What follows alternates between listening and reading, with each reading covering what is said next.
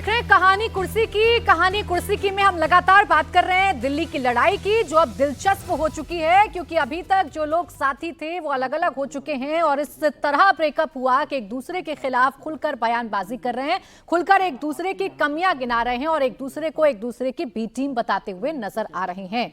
जी हां, कल अजय माकन ने प्रेस कॉन्फ्रेंस की। अजय माकन ने न सिर्फ लोकसभा चुनाव में जो गठबंधन हुआ उसे अपनी गलती बताया, बल्कि ये तक कह दिया कि दिल्ली में कांग्रेस कमजोर हुई और आम आदमी पार्टी अगर मजबूत हुई तो इसके पीछे का कारण हम हैं। 40 दिन का समर्थन जब हमने किया था आम आदमी पार्टी को, वो हमारी गलती थी। लोकसभा चुनावों में साथ आना हमारी गलती थी।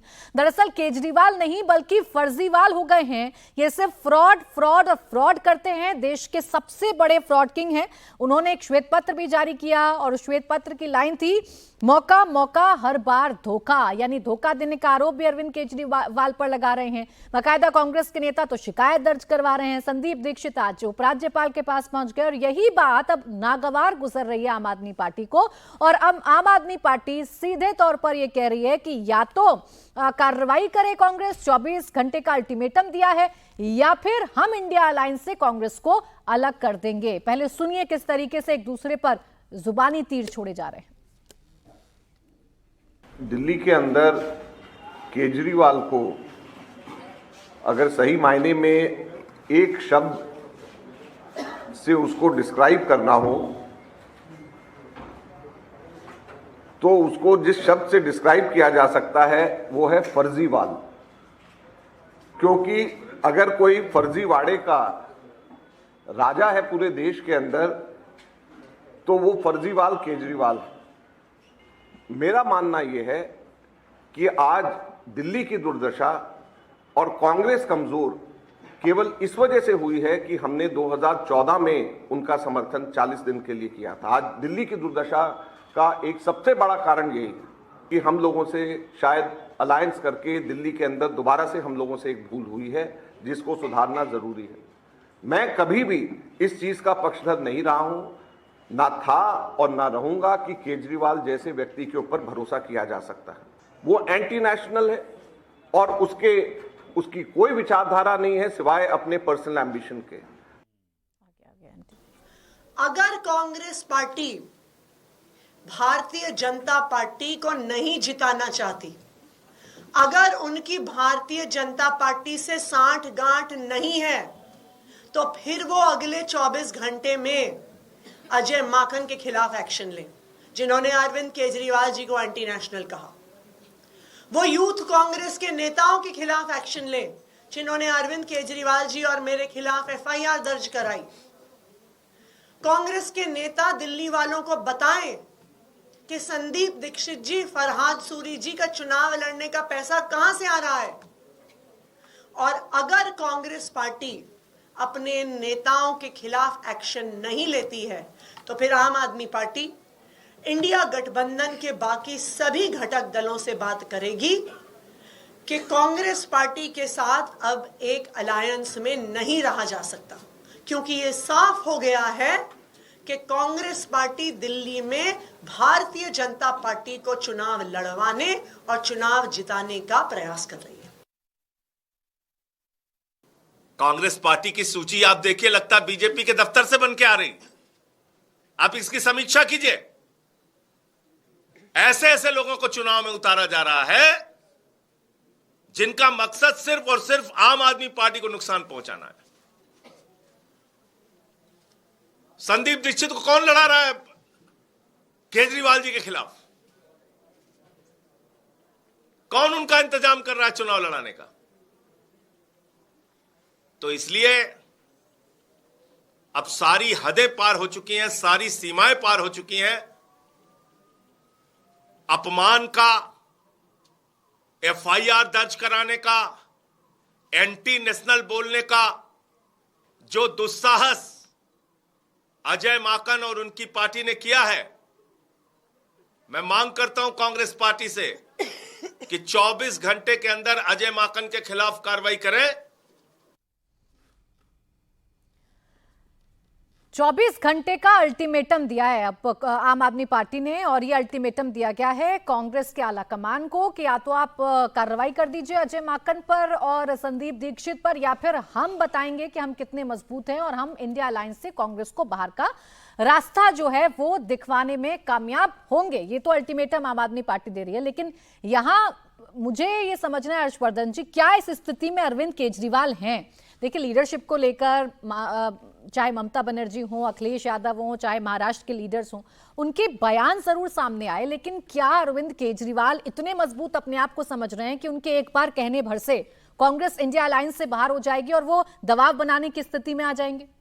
नहीं प्राची, सबसे पहले तो मेरा ऐतराज इसी बात पर है कि आप बार बार इंडिया अलायंस कह रही हैं। इस देश के नाम का कोई गठजोड़ न है, न था, न हो सकता है। उसे नाम उन लोगों ने कुछ दिया था बड़ा कठिन सा, राहुल गांधी ने कुछ अपने जो अंग्रेजी अच्छे जानने वाले मित्रों के साथ बैठे होंगे तो उसका जो फुल फॉर्म निकाला था वो भी बड़ा कठिन था। कोई कांग्रेस प्रवक्ता बोल नहीं पाता था, न विपक्षी दलों के लोग बोल पाते थे।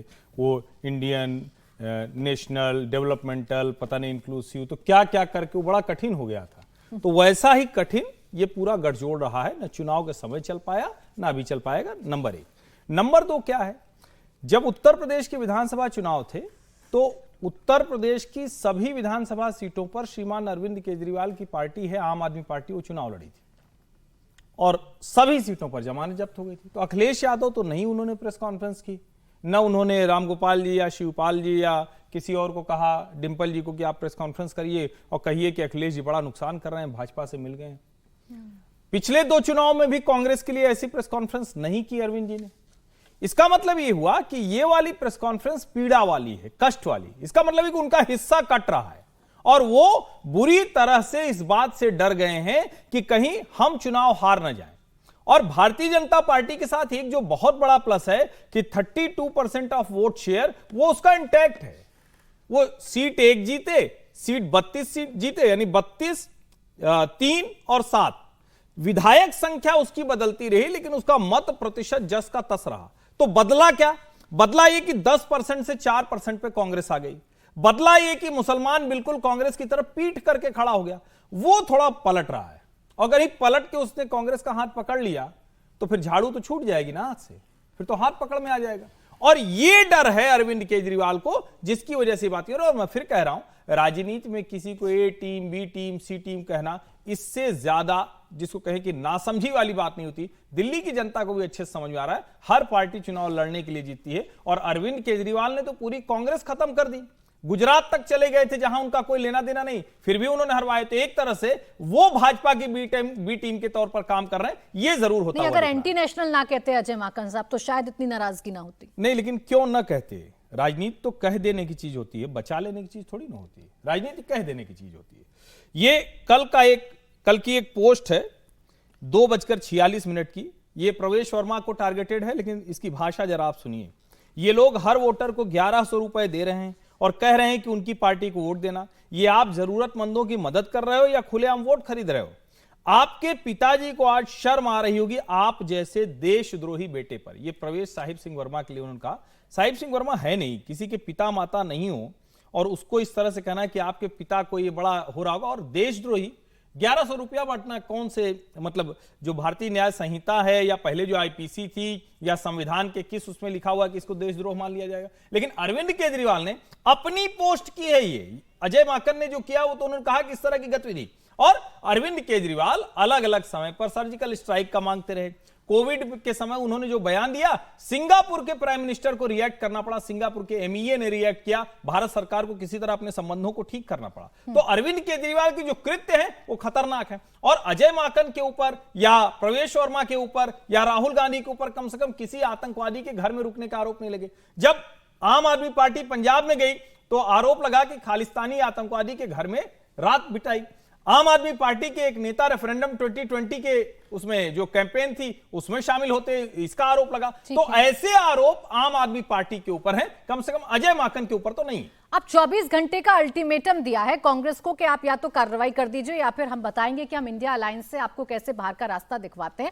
अभी देखना है कि कांग्रेस लीडरशिप का इस पर क्या बयान आता है, क्योंकि दिल्ली विंग जो है कांग्रेस की वो तो हमेशा से आम आदमी पार्टी के खिलाफ मुखर रही है, लेकिन जब सेंटर की बात आती है तो कोशिश की जाती है कि इंडिया जो अलायंस बना हुआ है उसे एकजुट रखा जाए, उसके दलों की एकता को दिखाया जाए। आज सीडब्ल्यूसी की बैठक भी बेलगावी में होने जा रही है कांग्रेस की। हालांकि ये बैठक तो इस वजह से हो रही है क्योंकि 100 साल पूरे हो रहे हैं महात्मा गांधी को कांग्रेस के अध्यक्ष बने हुए। उन्हीं के पद चिन्हों पर चलना चाहती है कांग्रेस। नव सत्याग्रह सीडब्ल्यूसी की इस बैठक का नाम दिया गया है। कल यानी कि 27 दिसंबर को एक रैली निकाली जाएगी और रैली को नाम दिया जा रहा है जय भीम जय संविधान रैली। यानी एक तरफ वो संविधान वाला मुद्दा, अंबेडकर वाला मुद्दा बीजेपी के खिलाफ कांग्रेस इस्तेमाल करना चाहती है, तो नई रणनीति सीडब्ल्यूसी की बैठक में बनाई जाएगी। अब वो नई रणनीति क्या होगी, नव सत्याग्रह क्या होगा, इस पर सभी की निगाहें बनी हुई हैं। लेकिन इस बैठक में समीर जी इन तमाम मुद्दों पर चर्चा संभव है। महात्मा गांधी के पद चिन्हों पर चलने की बात तो हो रही है, 100 साल पूरे हो रहे हैं, उसे भी सेलिब्रेट करने की बात भी हो रही है, लेकिन जो मेन मुसीबत आकर खड़ी हो गई है कांग्रेस की लीडरशिप को लेकर, कांग्रेस के वजूद को लेकर, कांग्रेस के नेताओं को लेकर, इस पर भी चर्चा संभव होगी ना इस बैठक में? देखिए, अच्छी बात है, कांग्रेस चिंतन मनन बैठक कर रही है। 2 साल पहले लोकसभा के पहले चुनाव के पहले कांग्रेस ने उदयपुर में चिंतन शिविर किया था। उसके बाद राहुल गांधी की न्याय यात्रा निकली थी। छत्तीसगढ़ में कांग्रेस वर्किंग कमेटी की छत्तीसगढ़ में बैठक की थी। अभी कुछ दिन पहले मल्लिकार्जुन खड़गे ने बैठक ली थी वरिष्ठ नेताओं के साथ और कहा था कि बड़े कठोर निर्णय लेने पड़ेंगे कांग्रेस के अंदर, अब वक्त आ गया है। अब उम्मीद करते हैं कि जो मल्लिकार्जुन खड़गे ने कहा था कि कठोर निर्णय लेंगे, वो बेलगावी के अंदर कांग्रेस अपनी वर्किंग कमेटी की बैठक में लेगी। देखिए, कांग्रेस लगातार बैठकें करती है और लगातार चुनाव हारती चली जाती है। कांग्रेस ये बताने की स्थिति में नहीं है कि इतनी बैठकें करने के बाद, चाहे वो उदयपुर की चिंतन बैठक हो, क्या उस बैठक के बाद उन्होंने कहा था कि सचिन पायलट और जो वहां के मुख्यमंत्री अशोक गहलोत के बीच जो मतभेद थे वह खत्म कर देंगे और किसी और प्रदेश में वैसी स्थिति नहीं आने देंगे। क्या वो मतभेद खत्म हो गए? उदयपुर में आप जो चर्चाएं की थी, क्या उसका इंप्लीमेंट आपने किया? क्या संगठन के आपने चुनाव करवाए? क्या पार्टी के अंदर के नए नेताओं को आप लेकर आए? जो अमित शाह ने लोकसभा के अंदर कहा था कि हर हार के बाद कांग्रेस बैठक करती है, आप 3 काम कर लो, आपको चुनाव जनता वोट देने लगेगी, बैठकों से कुछ नहीं होगा। मैं बताता हूं आपको 3 कौन से काम करना है जो अमित शाह ने कहा था कि पार्टी के अंदर आप परिवारवाद खत्म कर दो, तुष्टीकरण की राजनीति खत्म कर दो और भ्रष्टाचार के खिलाफ पार्टी के अंदर कार्रवाई शुरू कर दो। जो प्रदेश में भ्रष्टाचार हो रहा है, जनता आपको चुनने लगेगी, आपको बहुत बैठक करने की जरूरत नहीं है। तो मुझे लग रहा है कि ठीक है, कांग्रेस अब 99 सीटों पर चली गई है और जो 2 हार हुई है हरियाणा और जो महाराष्ट्र के अंदर जो बुरी कांग्रेस की हार हुई है, अब कांग्रेस को लग रहा है कि वाकई चिंतन मनन करना पड़ेगा, नए स्टेप लेने पड़ेंगे, क्योंकि सिर्फ 2 राज्य नहीं हारी है, इंडिया गठबंधन के सहयोगी दलों का भरोसा भी कांग्रेस अब हार चुकी है। और लगातार सहयोगी दल जब कह रहे हैं कि ममता बनर्जी को नेतृत्व दिया जाए, तो कांग्रेस सामने यह भी चुनौती है कि अपना भी विस्तार करे और सहयोगी दलों को साथ में लेकर भारतीय जनता पार्टी से कैसे लड़ना है, यह तय कि इसमें से कुछ चिंतन मनन कांग्रेस को करना है। लेकिन इस बैठक के शुरू होने से पहले ही नक्शे को लेकर एक नया विवाद खड़ा हो गया है और इस पर अटैक किया है भारतीय जनता पार्टी ने और पूछ रही है कि वो जो देश विरोधी ताकतें हैं वो वाला नक्शा क्यों दिखाया जा रहा है, पीओके क्यों नहीं दिखाया गया इस नक्शे में, कांग्रेस आखिरकार ऐसा क्यों कर रही है। तीखा हमला बीजेपी की तरफ से बोला गया है। आपको एक बार सुनवाते हैं सुधांशु त्रिवेदी ने क्या कुछ कहा। बेलगावी में कांग्रेस के द्वारा जो आयोजन किया जा रहा है उसमें बीजेपी कर्नाटक की तरफ से एक ट्वीट जारी होता है जिसमें भारत के नक्शे में पाक अधिकृत कश्मीर और अक्साई चिन्ह गायब दिखता है। आप लोग इसको जाके चेक कर सकते हैं। 30 सितंबर 2022 फिर पाक अधिकृत कश्मीर और अक्साई चिन्ह गायब है।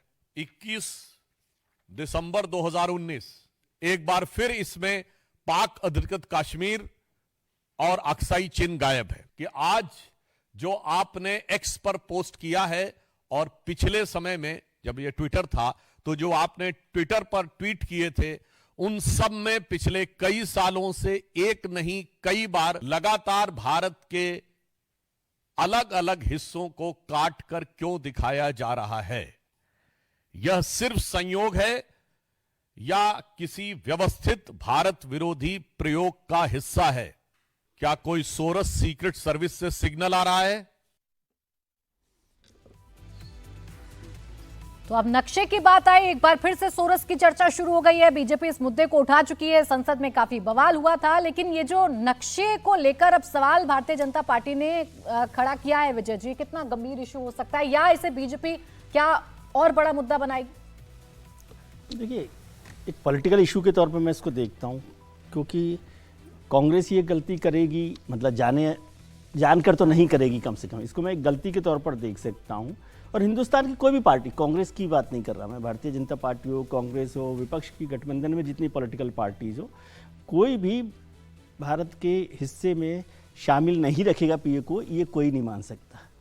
दूसरी बात, 1994 में भारतीय संसद ने, पार्लियामेंट ने एक सर्वसम्मति से रेजोल्यूशन पास किया पीओके को लेकर कि वो भारत का हिस्सा है, जम्मू कश्मीर और पीओके हिस्सा है। उस समय तो कांग्रेस की सरकार थी, तो जिस सरकार ने, जिस पार्टी ने ये संसद में सर्वसम्मति से प्रस्ताव पारित करवाया, उसमें सभी पार्टियां थी, कांग्रेस की बात नहीं है, लेकिन कांग्रेस की सरकार थी, इसलिए उसको मैं एक पॉलिटिकल उसके तरह से मिस्टेक के तौर पर देखता हूं। और कांग्रेस को इस गलती को सुधारना चाहिए था और अपनी सफाई देनी चाहिए थी। भारतीय जनता पार्टी को तो आप इस पर कह नहीं सकते, जब गलती की होगी तो वो उसका इस्तेमाल करेंगे ही, उसको यूज करेंगे ही, इसलिए। लेकिन ये कोई बहुत बड़ा इशू हो जाएगा भारत में, ऐसा मुझे नहीं लगता।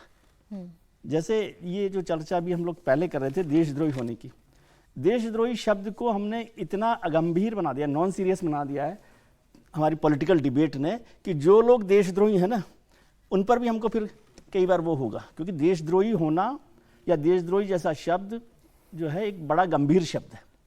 उसका राजनीतिक इस्तेमाल से बचना चाहिए, चाहे वो केजरीवाल साहब अजय माकन साहब के लिए करें या अजय माकन साहब केजरीवाल जी के लिए करें, तो उससे बचना चाहिए। बाकी बहुत सारे आरोप, बहुत सारी गालियां हैं उनके उसमें खाते में, खजाने में, उसका इस्तेमाल करें।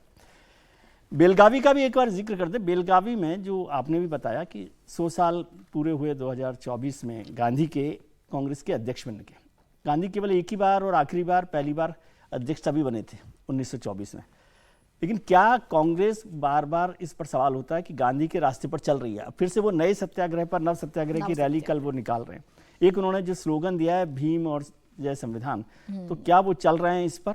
और मुझे लगता है जब वो जय भीम जय संविधान कर रहे हैं तो इसका मतलब वो जाति जनगणना पर इस सीडब्ल्यूसी में कोई बड़ा फैसला करने वाले हैं, या कांग्रेस इस पर सोच रही है कि इस मूवमेंट को, इस कैंपेन को कैसे आगे बढ़ाया जाए। लेकिन वो नैरेटिव जो पिछली बार 2024 के लोकसभा चुनावों में चल गया था, संविधान बदलने वाला, आरक्षण खत्म करने वाला, क्या वो चलेगा? और इस मूवमेंट पर या इस कैंपेन को यदि वो चाहते हैं जाति जनगणना को लेकर, तो वो कैसी स्ट्रेटेजी बना रहे हैं? बैठक करना अच्छा है, बैठक करना जरूरी भी है, क्योंकि उसी से, लेकिन बैठक करके इंट्रोस्पेक्ट करना जरूरी होता है। इससे पहले भी एक बैठक हो चुकी है कर्नाटक में है शायद जी। तो ये एक बड़ा खतरनाक संकेत है। राजस्थान में कुछ किया था, मंथन शिविर वगैरह, उदयपुर राजस्थान की सरकार चली गई। छत्तीसगढ़ में भूपेश बघेल जी ने बड़े मान सम्मान के साथ पूरी समिति की बैठक बुलाई थी, भूपेश जी अब पूर्व हो गए, अब पता नहीं क्यों बेलगावी चुना।